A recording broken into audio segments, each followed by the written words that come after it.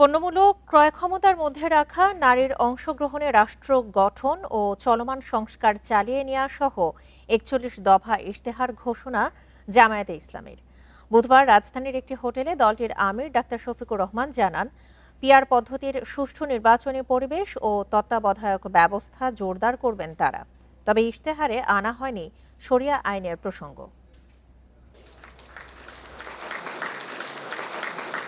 আসন্ন নির্বাচনের মাধ্যমে ক্ষমতায় গেলে জাতীয় স্বার্থে আপোষহীন বাংলাদেশ স্লোগানে দেশ পরিচালনা করবে জামায়াতে ইসলামী। বুধবার ঘোষিত ইশতেহারে রাষ্ট্র গঠনে যুবশক্তির ক্ষমতায়ন ও অংশগ্রহণ নিশ্চিতের পাশাপাশি দলীয় নয়, জনতার সরকার গড়বে বলে জানায় দলটি।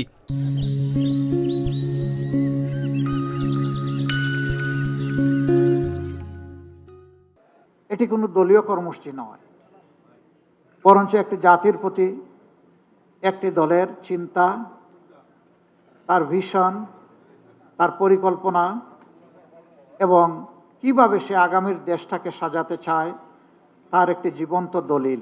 সংখ্যালঘু বা গুরুর মাপে নয়, বাংলাদেশি নাগরিক হিসেবে সবার সমান সুযোগ নিশ্চিত ও পিছিয়ে পড়া জনগোষ্ঠীর জন্য বিশেষ সুবিধার ঘোষণা দিয়েছে জামায়াত। আইন শৃঙ্খলা উন্নয়নের মাধ্যমে মাদক, চাঁদাবাজি ও সন্ত্রাসমুক্ত নিরাপদ রাষ্ট্র বানানোর প্রতিশ্রুতিও দিয়েছে দলটি। আমাদের এখানে পাহাড় সমতল নিয়ে কথা আছে। দেশ খুবই ছোট, বিপুল সংখ্যক জনবল আমাদের।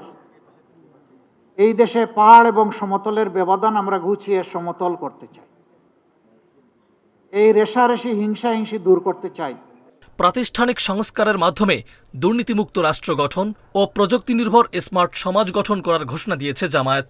বলছে বিনিয়োগ ও ব্যবসা বান্ধব টেকসই অর্থনীতির কথাও।